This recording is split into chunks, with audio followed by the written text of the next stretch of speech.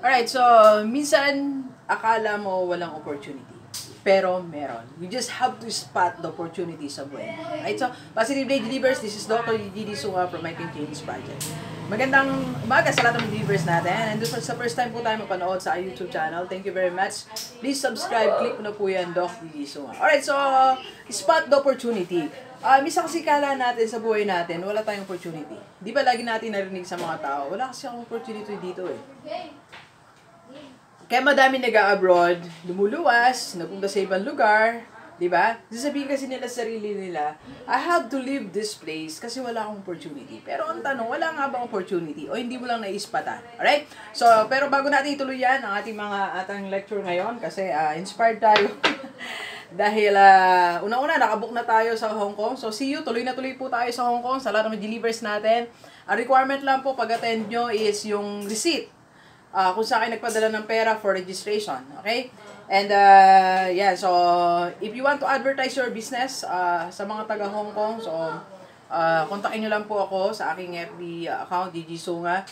And, if you want to be a sponsor, so, nag-accept po ako ng sponsor. Ang kapalit po niyan ay ibablog natin ang yung business. Magpapagawa ako ng poster, babanggitin natin sa ating seminar. And, yan, so, of course, pa-advertise po yan. And even nandito ka sa Pilipinas ang business mo, pero ang client mo po, mga OFW, pwede po. Okay? And excited din tayong gamitin ng mga materials natin. Ayan, so ito, galing sa, thank you Ate Deb, so maraming siyang pinadala. Nandito yung ate ko ngayon, ang #1 kong fan sa US. Actually, everyday, 7 times, inuulit niya aking mga videos. Ayan, okay. So, nagkakape tayo, tapos tayo mag-dinner, ay mag-lunch ngayon. So, early lunch, okay? So, spot the opportunity. Bakit ba ito yung topic natin? Dito po, nung mga panahon di pa nababago ang mindset ko, iniisip ko, I am a principal in a private school. So, yun lang yung opportunity ko. Ito na yung maximum na pwede kong gawin. Pero hindi pa pala. Yung palang present na kinaroroonan ko, na tingin ko ang taas-taas na, nasa height na ako ng career ko, is not yet my final destination. Meron pa pala. There's more. Okay? So, sa atin din po, ano yung kinaroroonan mo ngayon? That's not yet your final destination. Meron pang pwedeng mangyari sa buhay mo. Okay? You just have to spot that opportunity. So, paano ba makikita yung opportunity sa buhay natin? Para hindi mo dialogue yung wala akong opportunity, kaya ganito lang yung buhay ko. Nandito kami sa liblib ng lugar, kaya nandito ako sa malayong province. Bataan is not in the center, but I was able to spot the opportunity. And in fact, this November 18, I'll be in Hong Kong. Bataan is so far from Manila, but I'm vlogging businesses in Manila, Laguna, and other places. Alright? So, nakuha niyo po, because I learned this one skill. That is to spot the opportunity. So, how are you going to spot the opportunity? Make an inventory. Alright?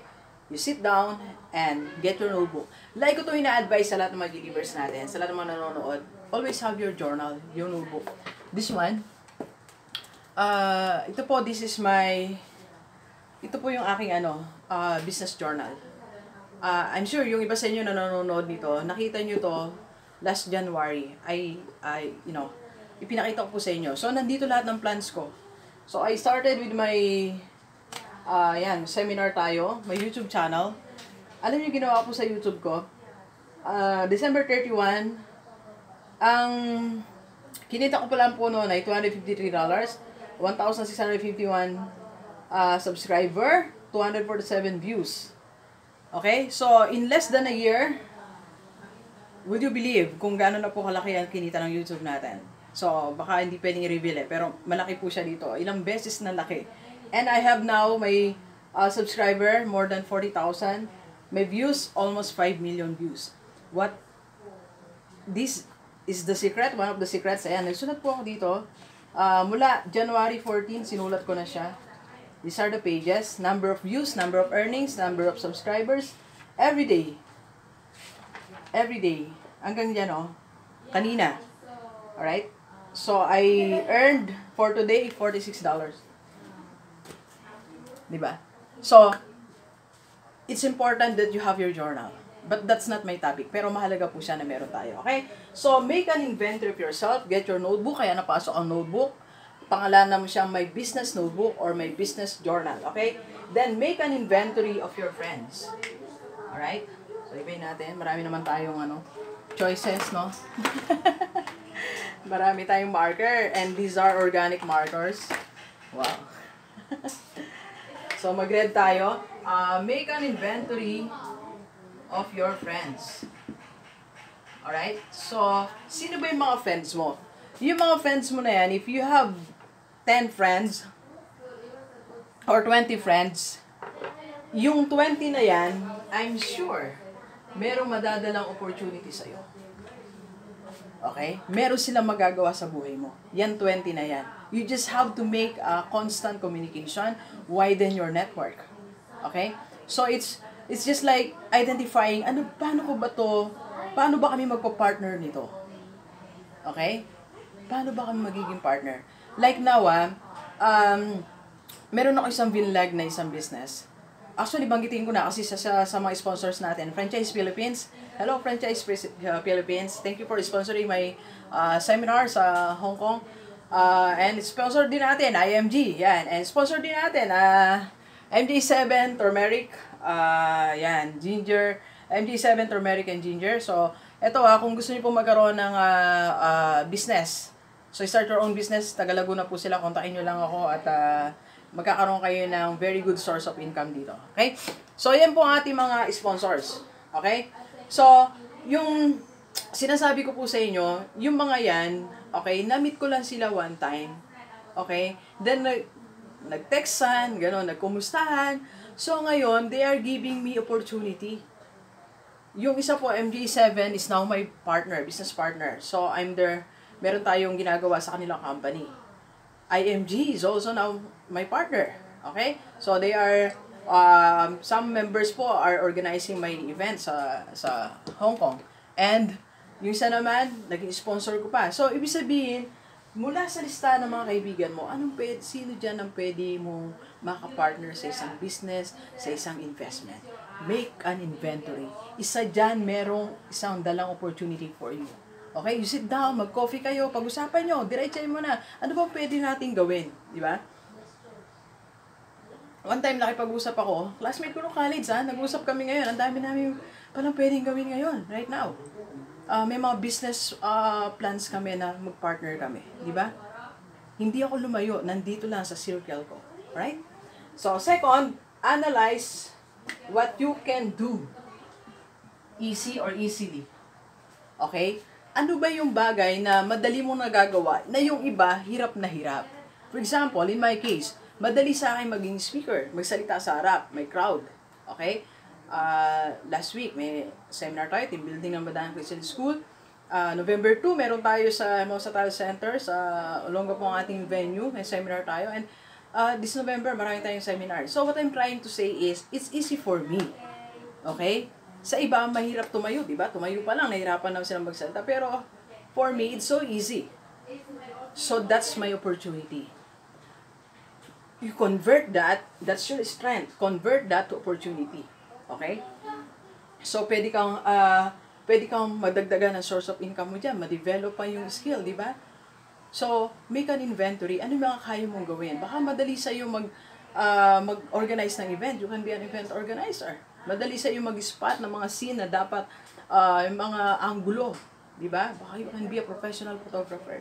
That's an opportunity to increase your income, to build wealth. Alright? So, what else? Ano pa po? Okay, third, think about this. SM. Hindi po yan Shoemark, social media.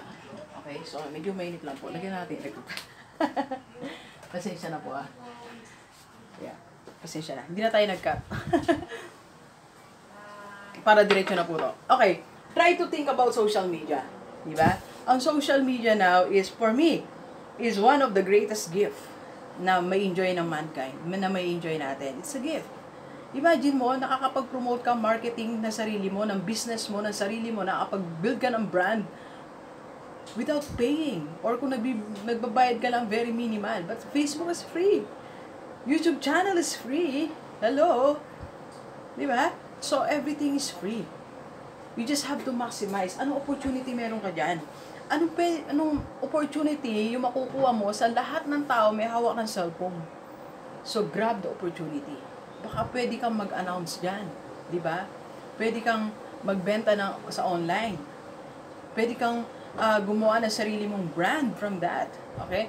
Kanina I was talking to Care, yung isa kong pamangkin. Kasi may kumausap po sa kanya, parang kinuha siya assistant, agent, something like that. So, sabi ko, start building your brand through social media, through your FB. Diba? So, huwag ka na mag-post ng gato, something like that. Because ang social media, napakalayo ng nararating, more than what you can imagine. Diba? I was able to promote my seminar. I was able to build my brand. I was able to reach different companies, different businesses. Okay? Para i-hire po nila ako as their speaker, as their consultant. Okay? So, that's the beauty of social media. Ano yung opportunity meron dyan? Diba?